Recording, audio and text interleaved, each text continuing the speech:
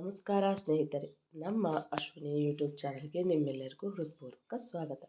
ಪ್ರೇಮಯಾನ ಕಥೆಯ 29ನೇ ಅಧ್ಯಾಯ ನಿಮ್ಮೆಲ್ಲರಿಗೂ ಇಷ್ಟವಾಗಿದೆ ಅಂತ ಭಾವಿಸ್ತೇನೆ. ಹಾಗಿದ್ರೆ ಬನ್ನಿ ಸ್ನೇಹಿತರೆ, ಅಧ್ಯಾಯ 30 ಶುರು ಮಾಡೋಣ. ಬೆಳಿಗ್ಗೆ ಕಾಲೇಜಿಗೆ ಹೋಗಲು ತಯಾರಾಗುತ್ತಿದ್ದ ಗೆಳೆಯರ ಕುರಿತು ಪ್ರಶಾಂತ್, ಚರಣ್, ನೀವಿಬ್ಬರು ಕಾಲೇಜಿಗೆ ಹೊರಡಿ, ಇವತ್ತು ನನ್ನ ಕಾಲೇಜಿಗೆ ಬರೋ ಮೂಡಿಲ್ಲ ಎನ್ನಲು, ಯಾಕೋ ಮಗ, ಏನಾಯಿತು ಎಂದು ಕೇಳಿದ ಚರಣ್ಗೆ, ಯಾಕೋ ಗೊತ್ತಿಲ್ಲ ಮಗ, ಎದ್ದಾಗಿಂದ ಏನೋ ಒಂಥರ ಅನ್ಈಸಿ ಫೀಲ್ ಆಗ್ತಿದೆ, ಹೊಟ್ಟೆಯಲ್ಲಿ ಏನೋ ಒಂಥರ ಸಂಕಟ ಎಂದರೆ, ಏನಾಯ್ತು ಭರತ್, ಹುಷಾರಾಗಿದೆಯಾ ಅಲ್ವಾ ಎಂದು ಕೇಳಿದ್ದ ಪ್ರಶಾಂತ್.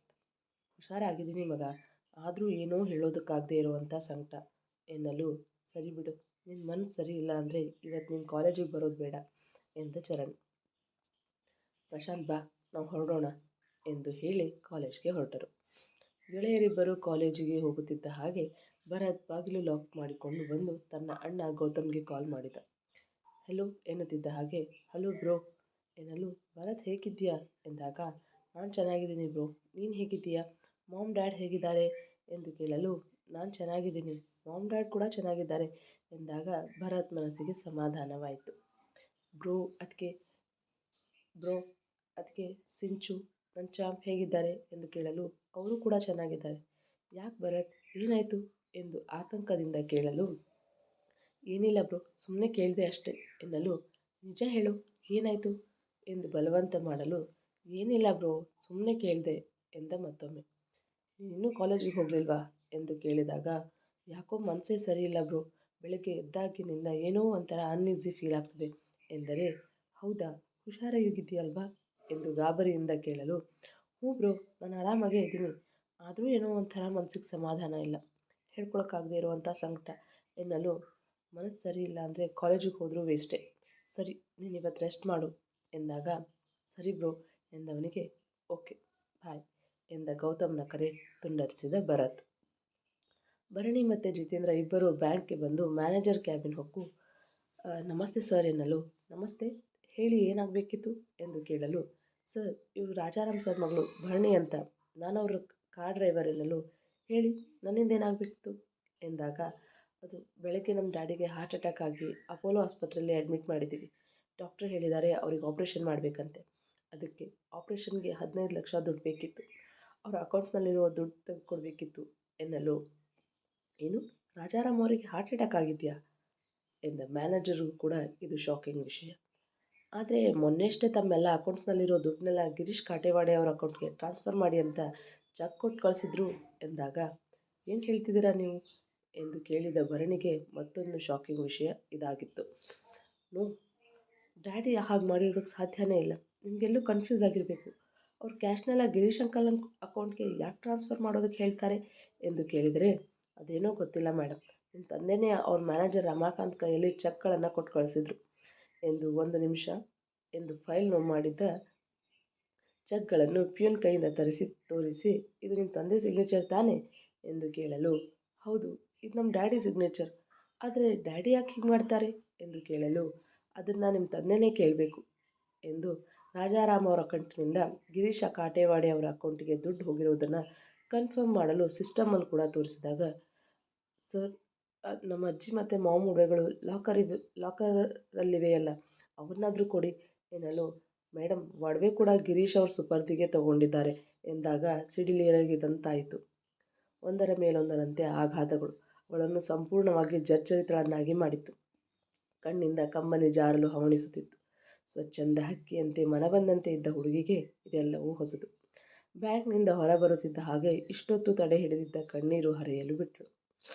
ಮೇಡಮ್ ಅಳಬೇಡಿ, ಸಮಾಧಾನ ಮಾಡ್ಕೊಳ್ಳಿ, ನೀವೀಗ ಧೈರ್ಯಗೆಡಬಾರ್ದು, ನಾವೇನಾದರೂ ಮಾಡೋಣ, ಏನಾದರೂ ದಾರಿ ಹುಡುಕೋಣ, ಪ್ಲೀಸ್ ಮೇಡಮ್, ಪ್ಲೀಸ್ ಅಳಬೇಡಿ ಎಂದು ಜಿತೇಂದ್ರ ಹೇಳಲು, ಈಗೇನು ಮಾಡೋದು ಜೀತು, ದುಡ್ಡು ಹೇಗೆ ಹೊಂದಿಸೋದು ಎಂದಳು ಬಿಕ್ಕುತ್ತಾ.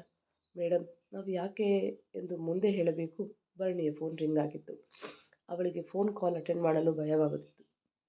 ಸಣ್ಣದಾಗಿ ಮೈಯಲ್ಲಿ ನಡುಕ ಶುರುವಾಗಿ ಕೈ ಬೆವರಲು ಶುರುವಾಯಿತು. ಮೇಡಮ್ ಏನು ಯೋಚನೆ ಮಾಡ್ತಿದ್ದೀರಾ, ನಿಮ್ಮ ಫೋನ್ ರಿಂಗ್ ಆಗ್ತಿದೆ, ರಿಸೀವ್ ಮಾಡಿ ಎನ್ನಲು, ಜಿತು ನೀನೇ ರಿಸೀವ್ ಮಾಡು ಎಂದು ನಡುಗುವ ಸ್ವರದಲ್ಲಿ ಹೇಳಿದಳು. ಅವಳಿಗೆ ಭಯ, ಏನಾದರೂ ಕೆಟ್ಟ ಸುದ್ದಿ ಇರಬಹುದು ಎಂದು. ಜಿತೇಂದ್ರ ರಿಸೀವ್ ಮಾಡುತ್ತಿದ್ದ ಹಾಗೆ, ಹೆಲೋ, ನಾನು ಲಾಯರ್ ಸತೀಶ್ ಮಾತಾಡ್ತಾ ಇರೋದು ಎಂದಾಗ, ಒಂದು ನಿಮಿಷ ಸರ್ ಎಂದು ಮೇಡಮ್ ಲಾಯರ್ ಸತೀಶ್ ಅವರಂತೆ ಎನ್ನಲು, ಲಾಯರಾ? ಲಾಯರ್ ಎಂದು ಕೇಳುತ್ತಿದ್ದಂತೆ ಈಗ ಅವಳ ಮನಸ್ಸಿಗೆ ತುಸು ಸಮಾಧಾನವಾಯಿತು. ಹೆಲೋ ಹೇಳಿ ಎಂದಾಗ, ಮೇಡಮ್ ನಿಮ್ಮ ತಂದೆಗೆ ಬೆಳಿಗ್ಗೆಯಿಂದ ಕಾಲ್ ಮಾಡ್ತಾನೇ ಇದ್ದೀನಿ, ಅವ್ರು ರಿಸೀವ್ ಮಾಡ್ತಾನೇ ಇಲ್ಲ, ಈಗ ಅವ್ರು ಎಲ್ಲಿದ್ದಾರೆ ಎಂದು ಕೇಳಿದಾಗ, ಯಾಕೆ ಏನಾಯಿತು ಎಂದು ಕೇಳಿದಳು ಭರಣಿ. ಅದು ನಿನ್ನೆ ಸರ್ ನಮ್ಮ ಆಫೀಸಿಗೆ ಬಂದಿದ್ದರು ಎಂದು ನಿನ್ನೆ ರಾಜಾರಾಮ್ ಅವರು ಹೇಳಿದ ವಿಷಯವನ್ನೆಲ್ಲ ಹೇಳಿದರು. ಈಗಂತೂ ಭರಣಿ ಸಂಪೂರ್ಣ ಕುಸಿದು ಹೋದಳು. ವಿಷಯ ಕೇಳುತ್ತಿದ್ದಂತೆ ಮೈಯಲ್ಲಿರುವ ಶಕ್ತಿಯೆಲ್ಲ ಉಡುಗಿ ಹೋದಂತಾಯಿತವಳಿಗೆ. ಹೇಗೋ ನಿನ್ನೆನೇ ಸ್ಟೇ ಆರ್ಡರ್ ತರೋದಕ್ಕೆ ಅರ್ಜಿ ಹಾಕಿದ್ದೆ. ಇವತ್ತು ಅರ್ಜಿ ಸ್ವೀಕೃತಗೊಂಡು ನಿಮ್ಮ ಪರವಾಗಿ ಸ್ಟೇ ಆರ್ಡರ್ ಬಂದಿದೆ. ಇನ್ನು 1 ತಿಂಗಳು ಸಮಯಾವಕಾಶ ಇದೆ. ಫೈಟ್ ಮಾಡಿ ಅಟ್ಲೀಸ್ಟ್ ನಿಮ್ಮ ಭರಣಿ ಮ್ಯಾನ್ಷನ್ನಾದರೂ ಉಳಿಸ್ಕೊಳ್ಬಹುದು ಎಂಬ ಮಾತು ಕೇಳುತ್ತಿದ್ದಂತೆ ಕೈಯಿಂದ ಫೋನ್ ಜಾರಿತು. ಅಲ್ಲೇ ಕುಸಿದು ಕುಳಿತು ಬಿಟ್ಟಳು ಭರಣಿ. ಮೇಡಮ್ ಮೇಡಮ್ ಏನಾಯಿತು ಮೇಡಮ್ ಎಂದು ಜಿತೇಂದ್ರ ಕರೆಯುತ್ತಿದ್ದರೂ ಅದರ ಪರಿವಿಲ್ಲ ಭರಣಿಗೆ. ತನಗೇನು ಬೇಕೋ ಅದೆಲ್ಲವನ್ನು ತಾನು ಹೇಳುವುದಕ್ಕಿಂತ ಮುಂಚೆಯೇ ಅವಳ ತಂದೆ ಅವಳಿಗೆ ತಂದು ಕೊಡುತ್ತಿದ್ದರು. ಒಂದು ಸಣ್ಣ ಕೊರತೆಯೂ ಬರದಂತೆ ಬೆಳೆಸಿದ್ದರು. ನಡೆದರೆ ಎಲ್ಲಿ ಸವಿಯುವಳೋ ಎನ್ನುವಷ್ಟು ಮುಚ್ಚಟೆಯಿಂದ ಬೆಳೆಸಿದ್ದರು ರಾಜಾರಾಮ್. ಆದರೆ ಈಗ ಅವಳ ಮುಂದೆ ಭೋರ್ಗರೆವ ಸಮುದ್ರದ ಅಲೆಗಳು ಬಂದು ದಡಕ್ಕೆ ಅಪ್ಪಳಿಸುವಂತೆ ಒಂದಾದ ಮೇಲೊಂದು ಸಮಸ್ಯೆಗಳು ಬಂದು ಅವಳನ್ನು ಅಪ್ಪಳಿಸುತ್ತಿದ್ದಂತೆ ತುಂಬ ಜರ್ಜರಿತಳಾದಳು. ಮುಂದೇನು ಮಾಡಬೇಕೆಂಬುದು ತೋಚದೆ ಸಂಪೂರ್ಣ ಬ್ಲ್ಯಾಂಕ್ ಆಗಿ ಹೋದಳು. ಮೇಡಮ್ ಮೇಡಮ್ ಏನು ಯೋಚನೆ ಮಾಡ್ತಿದ್ದೀರಾ? ಲಾಯರ್ ಏನು ಹೇಳಿದರು ಎಂಬ ಜಿತೇಂದ್ರನ ದನಿಗೆ ವಾಸ್ತವಕ್ಕೆ ಬಂದ ಭರಣಿ ಲಾಯರ್ ಸತೀಶ್ ಹೇಳಿದ ವಿಷಯ ಹೇಳಿ ಬಿಕ್ಕಲು ಶುರು ಮಾಡಿದಳು. ಜಿತೇಂದ್ರನಿಗೂ ಈ ವಿಷಯ ಕೇಳಿ ಶಾಕ್ ಆಗಿತ್ತು. ಕ್ಷಣಗಳೇ ಬೇಕಾಯಿತು ಅವನಿಗೆ ಈ ವಿಷಯವನ್ನು ಅರಗಿಸಿಕೊಳ್ಳಲು. ಈಗೇನು ಮಾಡೋದು ಮೇಡಮ್ ಎಂದವನಿಗೂ ದಾರಿ ತೋಚದೆ ಸಮಸ್ಯೆಗಳೇ ಬೃಹದಾಕಾರವಾಗಿ ಕಾಣತೊಡಗಿದವು. ಭರಣಿ ಮೌನವಾಗಿ ಕುಳಿತುಬಿಟ್ಟಳು. ಸ್ವಲ್ಪ ಸಮಯದ ನಂತರ ತನ್ನನ್ನು ತಾನೇ ಸಮಾಧಾನಿಸಿಕೊಂಡು ಮನಸ್ಸಿನಲ್ಲಿ ಒಂದು ಗಟ್ಟಿ ನಿರ್ಧಾರ ಮಾಡಿ, ಜಿತು ನಡಿ ಹೊರಡೋಣ ಎನ್ನಲು, ಮೇಡಮ್ ಎಲ್ಲಿಗೆ ಎಂದು ಗೊಂದಲದಿಂದ ಕೇಳಲು, ನಿನ್ನ ಕಾರ್ ಸ್ಟಾರ್ಟ್ ಮಾಡು, ದಾರಿಲಿ ಹೇಳ್ತೀನಿ ಎಂದು ಕಾರ್ ಹತ್ತಿ ಕುಳಿತಳು. ಜಿತೇಂದ್ರ ಸರಿ ಎಂದು ತಲೆ ಆಡಿಸಿ ಕಾರ್ ಚಲಾಯಿಸಿದ. ರಾಜಾರಾಮ್ ಅವರ ಪರಿಸ್ಥಿತಿ ತೀರಾ ಗಂಭೀರವಾಗಿತ್ತು. ಡಾಕ್ಟರ್ ತಮ್ಮ ಕೈಲಾದ ಪ್ರಯತ್ನ ಮಾಡುತ್ತಿದ್ದರು. ರಾಜಾರಾಮ್ ಅವರಿಗೆ ಮನವರಿಕೆ ಆಗಿದ್ದು ತಾವು ಇನ್ನು ಹೆಚ್ಚು ಸಮಯ ಬದುಕುವುದಿಲ್ಲ ಎಂದು.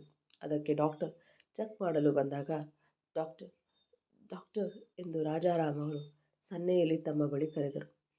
ಡಾಕ್ಟರ್ ರಾಜಾರಾಮ್ ಅವರ ಬಳಿ ಬಂದು, ನೋಡಿ, ಆಯಾಸ ಮಾಡ್ಕೊಳ್ಬೇಡಿ, ಧೈರ್ಯವಾಗಿರಿ, ನಿಮಗೇನೂ ಆಗಲ್ಲ, ನೀವು ಗುಣ ಆಗ್ತೀರಾ ಎನ್ನಲು, ಡಾಕ್ಟರ್ ನಾನು ನಿಮಗೇನೋ ಹೇಳಬೇಕು ಎಂದು ನಿಧಾನವಾಗಿ ತಡವರಿಸುತ್ತಾ ಹೇಳಲು, ಹೇಳಿ ಏನು ವಿಷಯ ಎಂದಾಗ, ಅದು ನನ್ನ ಫ್ರೆಂಡ್ ನಂದನ್ ಯದುವಂಶಿಯನ್ನು ತಕ್ಷಣ ಬರೋದಕ್ಕೆ ಹೇಳಿ, ನಾನು ಅವನ ಜೊತೆ ಮಾತಾಡಬೇಕು, ಪ್ಲೀಸ್ ಅವರನ್ನು ಬೇಗ ಕರೆಸಿ, ನನಗೆ ಗೊತ್ತು ನನ್ನ ಹತ್ರ ಹೆಚ್ಚು ಸಮಯ ಇಲ್ಲ ಅಂತ, ಪ್ಲೀಸ್ ಡಾಕ್ಟರ್ ಪ್ಲೀಸ್ ಎಂದು ತುಂಬ ಪ್ರಯಾಸಪಟ್ಟು ತಡವರಿಸುತ್ತಾ ಹೇಳಿದರು. ಸರಿ ಸರಿ, ನಾನು ಈಗಲೇ ಅವರನ್ನು ಕರೆಸೋ ವ್ಯವಸ್ಥೆ ಮಾಡ್ತೀನಿ, ಪ್ಲೀಸ್ ನೀವು ಆರಾಮಾಗಿರಿ, ಜಾಸ್ತಿ ಆಯಾಸ ಮಾಡ್ಕೊಳ್ಬೇಡಿ ಎಂದು ಹೇಳಿ ಆಚೆ ಬಂದು, ನೋಡಿ, ಅವರು ನಂದನ್ ಯದುವಂಶಿ ಅವರನ್ನು ಭೇಟಿ ಆಗಬೇಕಂತೆ, ಅವ್ರ ಜೊತೆ ಮಾತಾಡಬೇಕಂತೆ, ಆದಷ್ಟು ಬೇಗ ಅವರನ್ನು ಕರೆಸೋ ವ್ಯವಸ್ಥೆ ಮಾಡಿ. ಹಾಂ, ಕೌಂಟ್ರಲ್ಲಿ ದುಡ್ಡು ಕಟ್ಟಿದ್ರಾ ಎಂದು ಕೇಳಿದಾಗ, ಇನ್ನೂ ಇಲ್ಲ ಡಾಕ್ಟರ್ ಎಂದಳು ಶಾಂತಮ್ಮ. ನೋಡಿ, ಅವ್ರಿಗೆ ಇಮಿಡಿಯೇಟಾಗಿ ಆಪ್ರೇಷನ್ ಮಾಡಲೇಬೇಕು, ಇಲ್ಲದೆ ಹೋದರೆ ಅವ್ರು ಬದುಕೋದು ಗ್ಯಾರಂಟಿ ಇಲ್ಲ ಎಂದಾಗ, ನನ್ನ ಮಗ ಮತ್ತು ಯಜಮಾನ್ರ ಮಗಳು ದುಡ್ಡು ತರೋದಕ್ಕೆ ಬ್ಯಾಂಕ್ ಹೋಗಿದ್ದಾರೆ, ಇನ್ನೇನು ಬರಬಹುದು ಎನ್ನಲು, ಸರಿ, ಈಗ ನಂದನ್ ಯದುವಂಶಿ ಅವರನ್ನು ಕರೆಸಿ ಬೇಗ ಎಂದು ಹೇಳಿ ಆಪರೇಷನ್ ಥಿಯೇಟರ್ ಒಳಗಡೆ ಎಲ್ಲ ಸಿದ್ಧತೆ ಮಾಡಿಕೊಳ್ಳಲು ಹೋದರು. ಶಾಂತಮ್ಮ ಅಲ್ಲಿ ಒಬ್ಬಳೆ. ಅವಳಿಗೂ ಏನು ಮಾಡಬೇಕೆಂದು ತೋಚುತ್ತಿಲ್ಲ. ಆದರೆ ರಾಜಾರಾಮ್ ಅವರ ಬಳಿ ಹೆಚ್ಚು ಸಮಯವಿಲ್ಲ. ಡಾಕ್ಟರ್ ಮತ್ತೆ ಬಂದು, ನಂದನ್ ಅವರನ್ನು ಕರೆಸಿದ್ರಾ ಎಂದು ಕೇಳಲು, ಇನ್ನೂ ಇಲ್ಲ ಡಾಕ್ಟರ್ ಎಂದಾಗ, ನೋಡಿ, ನಮ್ಮ ಹತ್ರ ಹೆಚ್ಚು ಸಮಯ ಇಲ್ಲ, ಇನ್ನು ಅರ್ಧ ಗಂಟೆಯಲ್ಲಿ ಆಪರೇಷನ್ ಮಾಡಲೇಬೇಕು, ಬೇಗ ಅವರನ್ನು ಕರೆಸಿ ಎಂದು ಅವಸರಿಸಿದರು. ಶಾಂತಮ್ಮನ ಬಳಿ ಮಗನಿಗೆ ಕರೆ ಮಾಡಲು ಮೊಬೈಲೂ ಇಲ್ಲ, ಹಾಗೆ ಅವನ ನಂಬರ್ ಕೂಡ ನೆನಪಿಲ್ಲ. ಸರಿ ಸರ್ ಎಂದ ಶಾಂತಮ್ಮ ತಾವೇ ಖುದ್ದಾಗಿ ನಂದನ್ ಅವರನ್ನು ಕರೆತರಲು ಹೋದರು. ಮೇಡಮ್, ನಾವು ಎಲ್ಲಿಗೆ ಹೋಗ್ತಿದ್ದೀವಿ ಎಂದು ಡ್ರೈವ್ ಮಾಡುತ್ತಲೇ ಕೇಳಿದವನಿಗೆ, ಗಿರೀಶ್ ಅಂಕಲ್ ಮನೆಗೆ ಎಂದಳು. ಏನು, ಆ ಪಾಪಿ ಮನೆಗಾ? ನಮ್ಮ ಸರ್ ಜೊತೆನೇ ಇದ್ದು ಅವ್ರ ಬೆನ್ನಿಗೆ ಚೂರಿ ಹಾಕಿದ ಮೋಸ್ಗಾರನ ಮನೆಗಾ ಎಂದು ಕೋಪದಿಂದ ಕೇಳಲು, ಹ್ಞೂ ಜಿತು, ಗಿರೀಶ್ ಅಂಕಲ್ ಮನೆಗೆ, ಅವರನ್ನೇ ದುಡ್ಡು ಕೊಡಿ ಅಂತ ಕೇಳ್ತೀನಿ ಎನ್ನಲು, ಆ ಪಾಪಿ ಮೋಸ್ಗಾರ ನಯವಂಚಕ ದುಡ್ಡು ಕೊಡ್ತಾನೆ ಅಂತ ಅನಿಸುತ್ತಾ ನಿಮಗೆ ಎಂದು ಕೇಳಿದವನಿಗೆ, ಈಗ ನಮಗೆ ಬೇರೆ ದಾರಿ ಏನಿದೆ ಎಂದಳು ಸೋತವರಂತೆ. ಛೇ, ಎಂಥ ದೊಡ್ಡ ಮೋಸ. ಸರ್ ಯಾಕೆ ಈ ವಿಷಯನ ನಿಮ್ಮ ಹತ್ರ ಹೇಳಿಲ್ಲ ಎನ್ನಲು, ನಂದೇ ತಪ್ಪು ಜಿತು. ಯಾಕೆಂದರೆ ನೆನ್ನೆನೇ ಡ್ಯಾಡಿ ತುಂಬ ಡಲ್ ಆಗಿದ್ರು, ಏನೋ ಯೋಚನೆ ಮಾಡ್ತಿದ್ರು. ನಾನು ಸರಿಯಾಗಿ ಅವ್ರನ್ನ ಗಮನಿಸಲೇ ಇಲ್ಲ. ನಾನು ಸರಿಯಾಗಿ ಗಮನಿಸಿದ್ರೆ ಇವತ್ತಿಂಥ ಪರಿಸ್ಥಿತಿ ಬರ್ತಿರಲಿಲ್ಲ ಎಂದು ಮುಖ ಮುಚ್ಚಿ ಬಿಕ್ಕಿ ಅಳತೊಡಗಿದಳು. ಮೇಡಮ್ ಪ್ಲೀಸ್ ನೀವು ಅಳಬೇಡಿ, ಯಜಮಾನ್ರಿಗೆ ಏನೂ ಆಗಲ್ಲ. ಆ ಗಿರೀಶ್ ಕಾಲಿಗೆ ಬಿದ್ದಾದರೂ ಸರಿ, ದುಡ್ಡು ಇಸ್ಕೊಂಡು ಯಜಮಾನ್ರು ಆಪ್ರೇಷನ್ ಮಾಡಿಸೋಣ, ನೀವು ಧೈರ್ಯವಾಗಿರಿ ಎಂದವನಿಗೆ, ಜಿತು ಈಗ ನಮ್ಗೆ ಉಳಿದಿರೋದು ಕಡೆ ದಾರಿ ಅಂದರೆ ಇದೊಂದೇ. ನೀನು ಹೇಳ್ದ ಹಾಗೆ ಅವ್ರ ಕಾಲಿಗೆ ಬಿದ್ದಾದರೂ ಸರಿ, ದುಡ್ಡು ಇಸ್ಕೊಂಡು ಹೋಗೋಣ ಎನ್ನಲು ಜಿತೇಂದ್ರನಿಗೆ ಆಶ್ಚರ್ಯವಾಗಿತ್ತು.